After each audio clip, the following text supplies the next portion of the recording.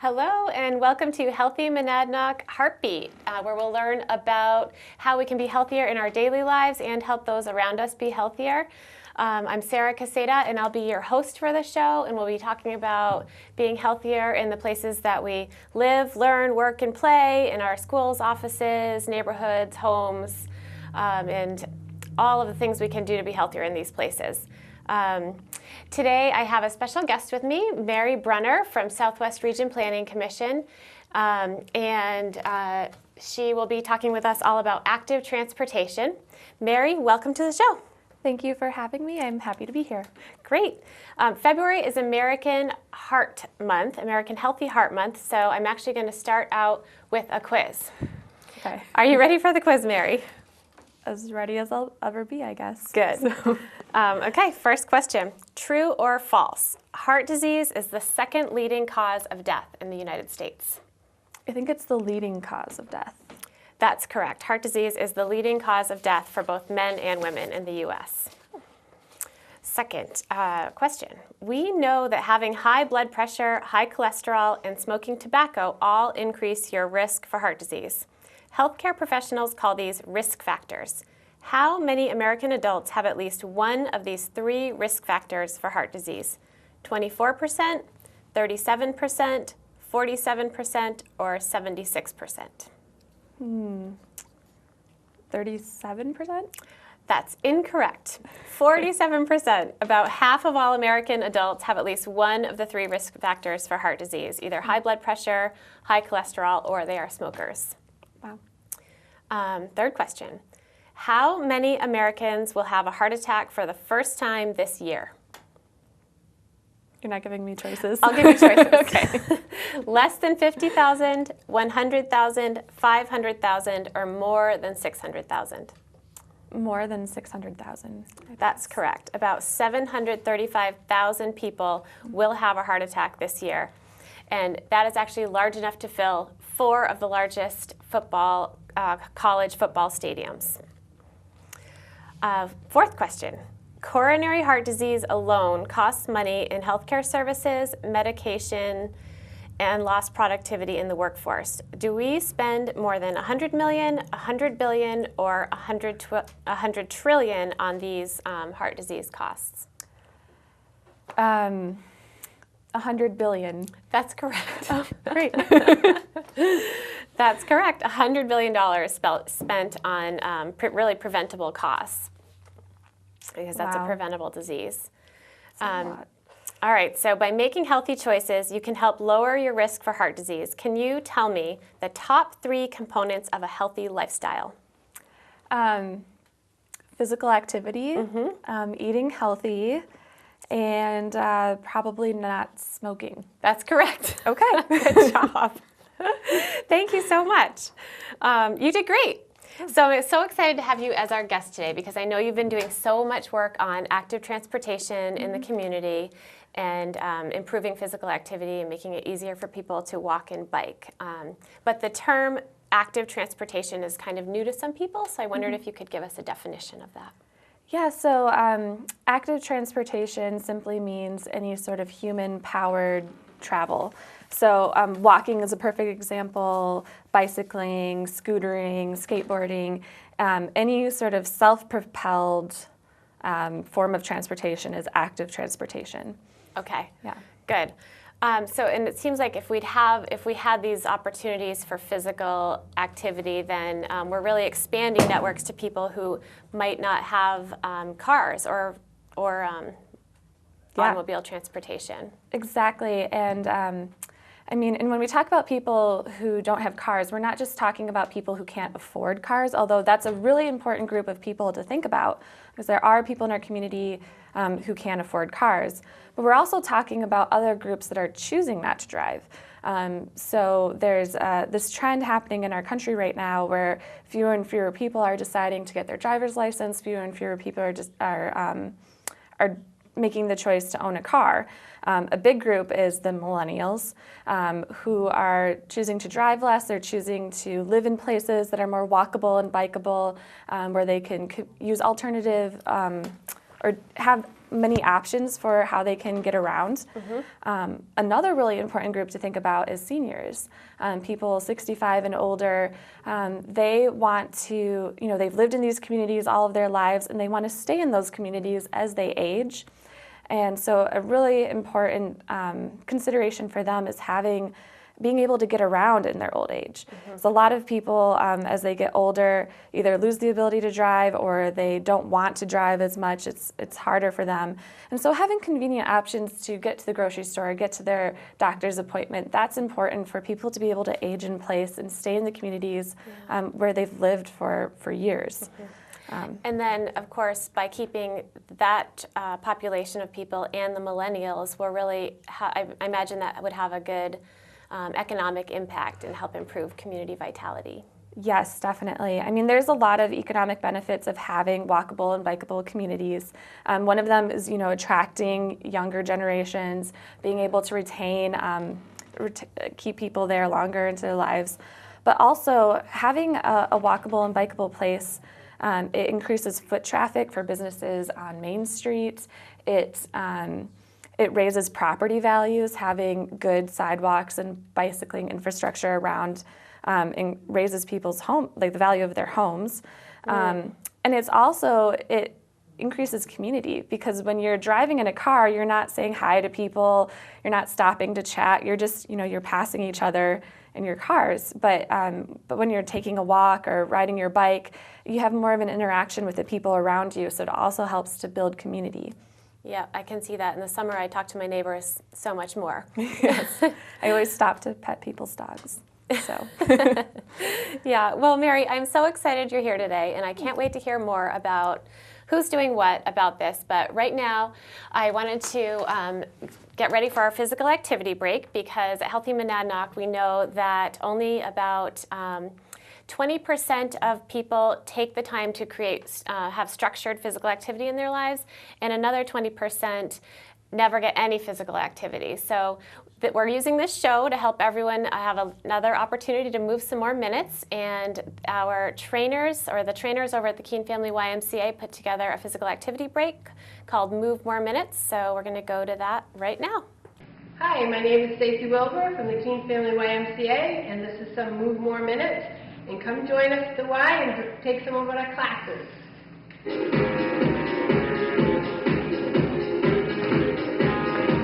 those heels right up to that bottom.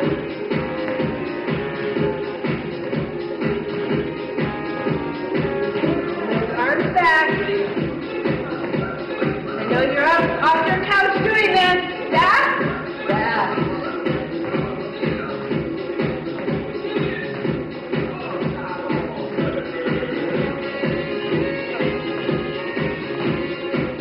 All right, we're going to cross it over.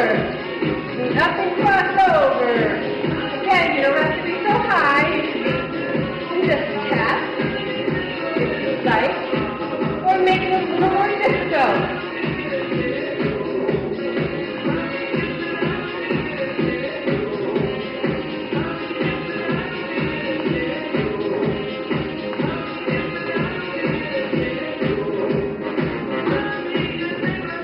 Butt kicks, bring it back.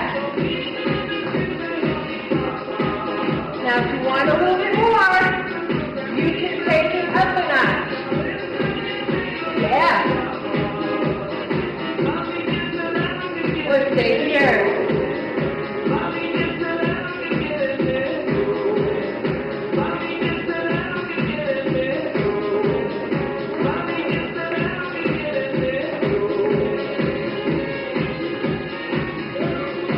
All right, cross it over.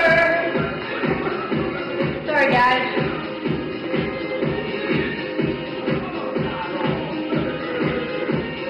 Here, if you want to bring it up a little bit.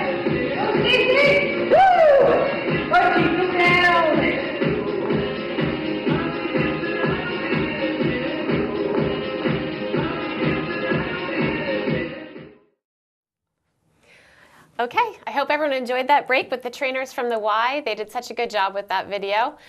You can also find them on our website or on YouTube if you ever want a quick 2-minute workout. So now it's time to learn more about what communities are doing in the Monadnock region.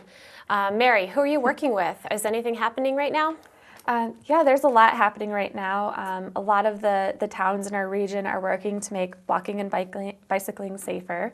For example, there's 4 communities, Keene, Swansea, Hinsdale, and Troy, who have either adopted or are in the process of developing a local complete streets policy.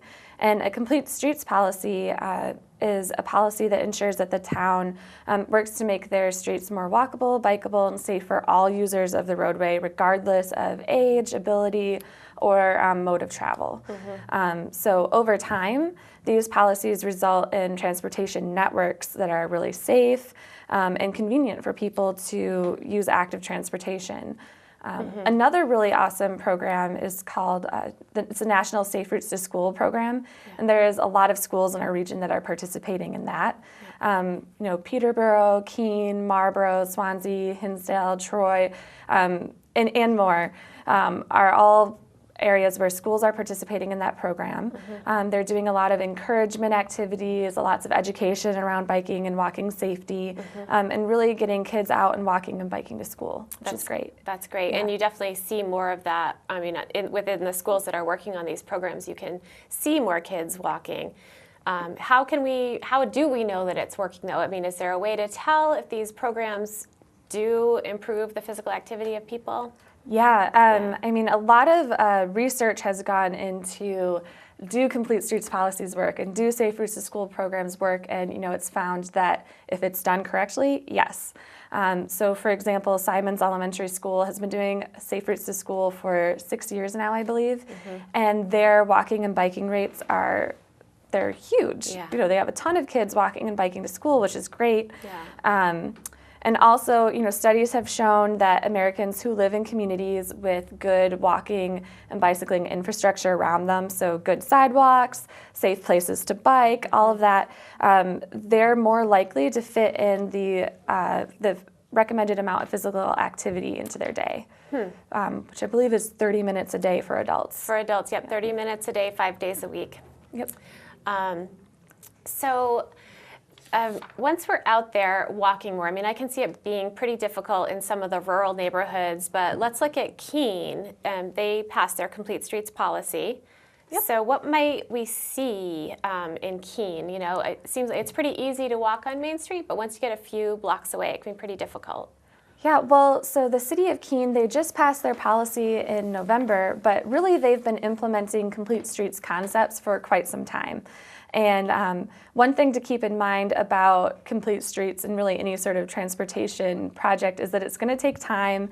And the nice thing about complete streets policies is that they can be implemented incrementally. So you can take small steps towards your larger goal of having this really safe, walkable, bikeable network.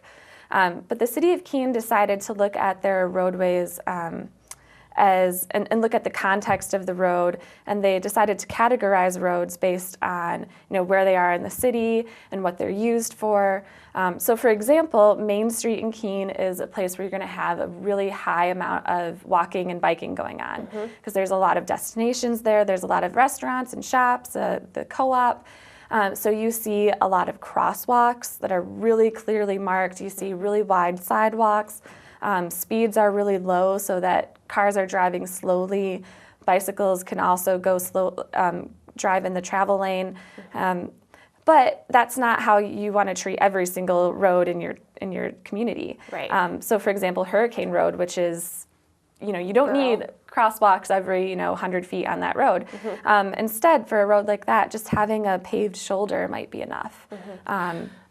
So I have a question about that. So right now the bike path goes all the way up to cross over the top of Hurricane. Did that have to do with complete streets planning, or was that different? Well, actually, there's a group in Keene called Pathways for Keene, and they've been very, very, very successful at working with the City of Keene's Bicycle Pedestrian Pathways Advisory Committee to get this trail system in place that really has been great. Personally, I love the rail trails that are around here, and I'm really excited for the South Bridge that's going in over Route 101. Yes, That'll I heard be connecting. about that. Yeah, it's the Schwielet Rail Trail. It'll be connecting Keene and Swansea, so you don't have to dart across 101 anymore. Yeah, we'll have to get them on a show. Pathways for Keene people. Okay. Yeah, they've been really instrumental in getting those rail trails improved. Okay, so back to Complete Streets. Yes. Was there anything else you wanted to share, or did you want to tell us about the video clip? I think we have a video clip of Complete Streets demonstration days that that was held on Marlborough Street last summer. Yeah, so one thing that we were really excited to do last year, the Southwest Region Planning Commission worked with the City of Keene and the town of Swansea to put on what's called a Complete Streets demonstration, which is a chance to do a live on-street demonstration of Complete Streets concepts. So for example, putting in a temporary bike lane, or putting in a temporary crosswalk, or temporary on-street parking. And we did this using like traffic tape. So we're able to put white lines down on the road and then just pull the tape up later. And it was a really great way to show what the roadway could look like. Mm-hmm. So for example, in Keene on Marlborough Street, that segment of road right in front of the Savings Bank of Walpole near the Wheelock Elementary School, that roadway is over 50 feet wide. Mm-hmm. So we were able to put in 2 bike lanes. We even took over some of the on-street parking and put in like outdoor seating, and we put in some extra crosswalks, and it helps the people in the community see what could happen there, which is great because, like I said earlier, transportation projects it's a lot of money, it's a lot of time, it can be kind of a slow process, so being able to do these demonstrations is a great way for people to see what it could look like in the short term. All right, well, let's take a look at that clip.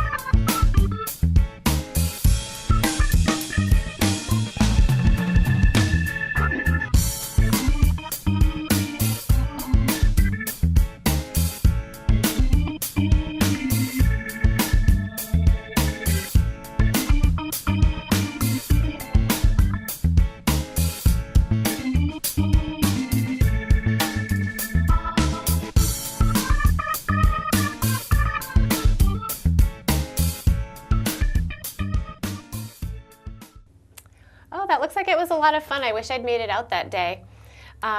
So Mary, when people do these types of streets, what's the maintenance and upkeep like? Well, the cost of complete streets is an issue that needs to be considered carefully.